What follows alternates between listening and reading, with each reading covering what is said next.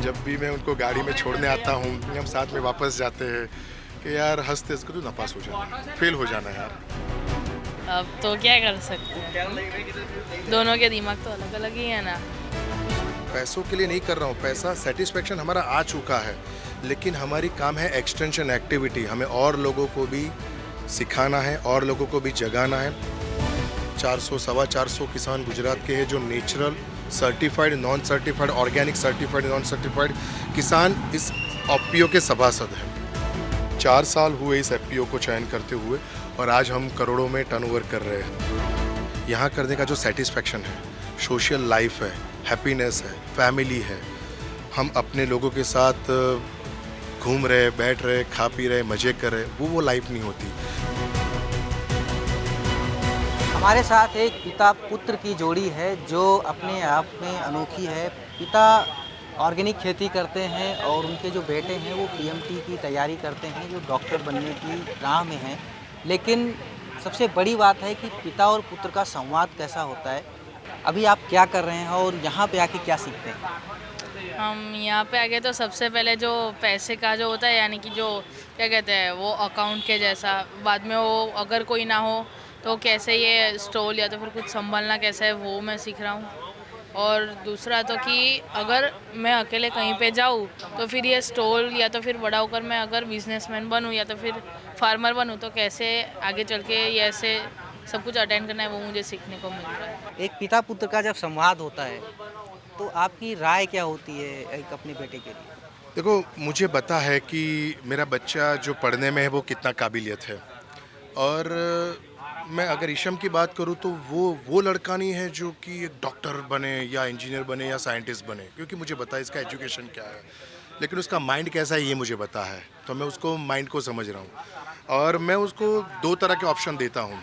Critics वाला बाद में बताऊँगा, लेकिन पहले वाला जो होता है कि भाई अगर तेरे को पढ़ना है तो सीरियसली पढ़, लेकिन साथ में साथ तेरा कंफर्ट जोन है खेती, जो मैं कर रहा हूँ, जो मुझे तेरे दादाजी से मिली है, मुझे मुझे अपने पिताजी से मिली है, दैट्स इन बिलीविंग, तो वो चीज़ फ्यूचर में तेरे को काम लगेगी और यही चीज़ तुझे आगे बहुत बड़ा सपोर्ट दे सकती है। और क्रिटिक्स में उनको ये बताता हूँ मैं हर बार, जब भी मैं उनको गाड़ी में छोड़ने आता हूँ, हम साथ में वापस जाते हैं कि यार हंसते हंसते तू नापास हो जाना, फेल हो जाना यार। कोई बाप ऐसा नहीं सोचेगा कि कोई अपना बाप लड़का। पहला बाप होगा जो बच्चे को फेल होने के लिए पढ़ा रहा और है। उनको वो आप पूछिए उनको, मैंने ये हर बार बोला है और उनको कभी-कभी बुरा भी लग जाता है कि आप मुझे क्यों ऐसा बोल रहे हो? तो मैं हँसते-हँसते से बोलता हूँ कि यार 10th में हो तुम, तो अगर फेल हो जाते हो तो अच्छा है, क्योंकि तू पास हो जाएगा तो तू अमेरिका चला जाएगा, फिर मेरे साथ खेती में कौन जुड़ेगा? अगर मुझे अपनी पुरखों की ज़मीन अपने तेरे को देनी है, वारसाई जिसको बोलते हैं वो मुझे देनी है, एक ऑर्गेनिक कल्चर मुझे तुझे देना है, एक सस्टेनेबल लाइफ तुझे देनी है। जो मेरे पिताजी ने मुझे हेल्दी सॉइल दी थी, वो हेल्दी सॉइल मुझे आगे पास ऑन मैं किसको करूँगा? So that is my emotions. तो मैं अपने बच्चे को बोल रहा हूँ कि तू अगर पढ़ेगा तो डॉक्टर इंजीनियर या परदेश चला जाएगा, बिकॉज़ गुजराती सारे लोग बाहर चले जाते हैं। लेकिन अगर तू खेती में आता है तो आगे वाले लोगों का फ्यूचर भी तो हमें ही देखना है ना, लोगों की अच्छी ऑर्गेनिक खाद खिलाना है हमें लोगों को, तो दैट इज़ अवर रिस्पॉन्सिबिलिटी। आप पढ़ने पास होने के लिए पढ़ाई कर रहे हो या फेल होने के लिए पढ़ाई कर रहे हो? पास होने के लिए। तो पापा तो चाहते हैं कि फेल हो जाओ। अब तो क्या कर सकते हैं? दोनों के दिमाग तो अलग-अलग ही है ना। दोनों के दिमाग अलग-अलग है। अमूमन देखा गया है कि किसान अपने बेटे को किसान नहीं बनाना चाहता है। लेकिन आप अपने बेटे को किसान क्यों बनाना चाहते हैं? मैं अगर मेरी बात करूँ तो मैं 99 का पास आउट कंप्यूटर इंजीनियर बंदा हूँ और मुझे 2004 में इमिग्रेशन की यूएस की फ़ाइल भी खुली हुई थी, जो यहाँ की सोसाइटी जानती है, बट मैं यूएस की अपॉर्चुनिटी एक्सेप्ट नहीं की 2004 में। और 25 साल पहले अगर मैं यूएस चला गया होता तो आप सोच सकते हैं गुजराती कितना इकट्ठा कर सकता है। लेकिन मेरे माइंड में मेरे पिताजी ने जो एग्रीकल्चर के इमोशंस जो क्रिएट किए थे, मेरे पास विज्ञान नहीं था उस टाइम पर, इमोशंस थे, इस वजह से मैं इस एग्रीकल्चर से जुड़ा। लेकिन बाद में जिस तरह से मैं खेती करता गया और मैं फेल होता गया तो मुझे पता चला कि मेरे पास विज्ञान नहीं है, उस वजह से मैं फेल हो रहा हूँ। तो मैंने अपने आप को 5 साल दे दिए और मैंने सोचा कि अगर मैं खेती कर सकता हूँ विज्ञान की तरफ से तो मैं इसका, अदरवाइज़ मैं कहीं चला जाऊँगा। तो वो मेरी एक अलग बात थी, लेकिन जो पैशन से मैं अभी काम कर रहा हूँ तो मुझे पता है कि मैं पैसों के लिए नहीं कर रहा हूँ, पैसा सैटिस्फैक्शन हमारा आ चुका है, लेकिन हमारी काम है एक्सटेंशन एक्टिविटी, हमें और लोगों को भी सिखाना है और लोगों को भी जगाना है। अब मैं दुनिया में किसानों को ऑर्गेनिक प्राकृतिक खेती सिखा रहा हूँ, लोगों को मार्केटिंग सिखा रहा हूँ, लोगों को अवेयर कर रहा हूँ, लेकिन दिए के नीचे अंधेरा नहीं होना चाहिए। मैं अपने घर को पहले अवेयर करूँगा, मेरी आने वाली पीढ़ी को भी अवेयर करूँगा। ये ना हो जाए कि मैं लोगों को जगाऊँ और मेरे ही घर वाले सोते रहे, क्योंकि मेरे पिताजी ने मुझे जगाया है। आपका क्या रहता है, मॉडल्स क्या है, कैसे काम करते हैं ऑर्गेनिक के फार्म में? आप जब कंप्यूटर इंजीनियर थे और यूएस नहीं गए, उसके बाद शुरुआत कैसे करी, जर्नी क्या रही आप? 99 से 2004 में इमोशंस में ही चलता रहा, लेकिन पहली बात ये थी कि जब मुझे प्लेसमेंट की अपॉर्चुनिटी मिली तो मैंने रिजेक्ट की। तो पागल तो करार हो ही जाते हैं बंदे, जबकि 99 में इंजीनियरिंग को बंदे को प्लेसमेंट रिजेक्ट कर रहा है। फैमिली मोटिवेशन था, लेकिन आपने फैमिली चाहती थी कि जाएं आप बाहर? फैमिली ओपन थी, क्योंकि इमोशंस उन्होंने दिए थे, तो फैमिली ओपन थी, आपको डिसाइड करना है। लेकिन वो अनकंफर्ट जोन था कि आप बाहर चले जाए, वो अच्छा है, क्योंकि एग्रीकल्चर डार्क जोन तो उनको भी तो पता था। पर सोसाइटी भी कहती है ना कि बेटा क्या कर रहा है, अगर कहीं नौकरी कर रहा है तो कुछ कर रहा है, खेती कर रहा है तो कुछ नहीं कर रहा है। नहीं। तो देखो, माइंडसेट पहले से यही था, क्योंकि ऑर्गेनिक एग्रीकल्चर उन्होंने ही दिया था। तो उन्होंने जब ट्रांसफ़र किया तो वो उनको ये पता था कि ये कुछ कर लेगा। लफड़ा कहाँ हुआ? 2004 में इमिग्रेशंस की फ़ाइल का अपॉर्चुनिटी हुआ, और वो भी एम्बेसी में वीज़ा लेते ना हुए हम वापस आए, तब लफड़ा शुरू हुआ। तब सोसाइटी और रिश्तेदार लोगों ने पागल करार कर दिया कि बंदा ना इंजीनियरिंग में गया, ना यूएस गया। इसके साथ में आपका एक जो एफपीओ है वो आपने स्टेट लेवल का एफपीओ बनाया है, पहला एफपीओ है जो बिल्कुल। स्टेट लेवल का है, उसके बारे में बताइएगा। और वो एफपीओ क्या करता है, और तीसरा ये कि आज आप अपने कमाई से कितना खुश हैं? ये जो एफपीओ की आप बात कर रहे हैं, तो एफपीओ का नाम है the one Gujarat organic farm produce cooperative society.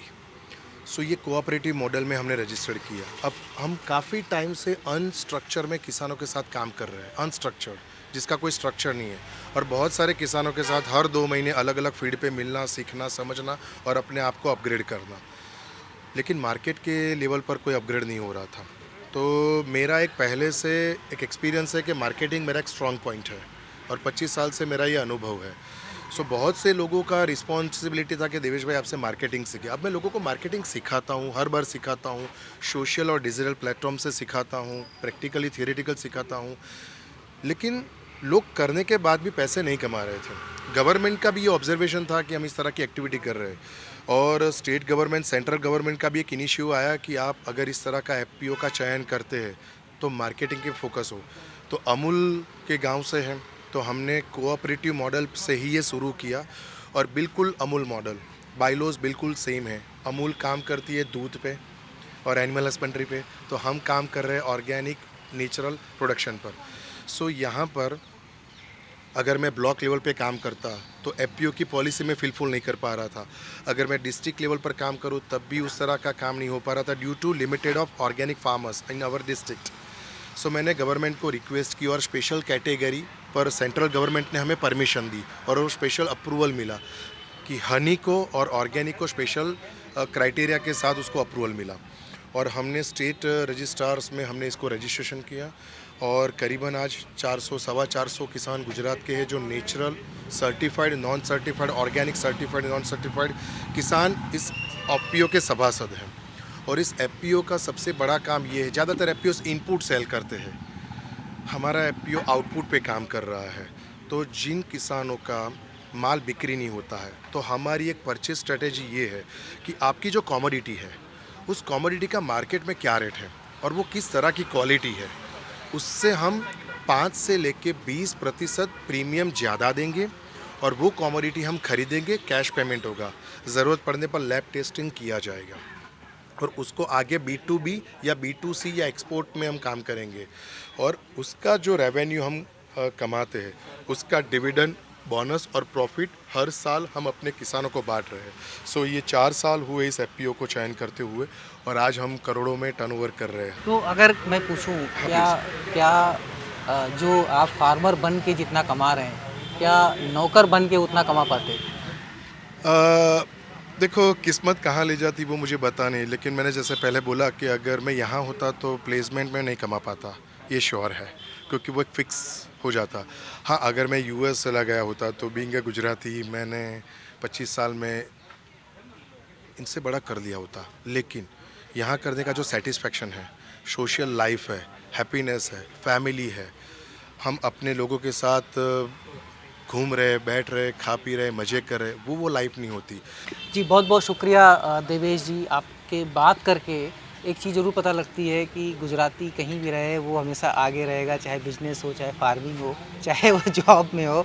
तो आपका जो ये जो मंत्र है कि अपने बेटे को पढ़ा इसलिए रहे हैं ताकि वो फेल हो जाए, ये एक अपने आप में बड़ी चीज़ है और शायद इकलौते बाप होंगे हिंदुस्तान में जो ऐसा सोचते हैं। तो ये देवेश पटेल और ईशब पटेल की जो जोड़ी है, ये अच्छी है, पिता पुत्र की, और कहते हैं कि future farmer and present farmer की जोड़ी है। तो ये इस तरह की कहानियाँ हम लाते रहेंगे, और अगर आपको ये पसंद आया है वीडियो तो आप लाइक करें और ज़रूर जो है ज़्यादा से ज़्यादा लोगों तक पहुँचाएँ। मनीष मिश्रा, गाँव जंक्शन। सभी सोशल मीडिया प्लेटफॉर्म पर गाँव जंक्शन को फॉलो करें। व्हाट्सएप नंबर और जीमेल आईडी पर भी संपर्क साध सकते हैं।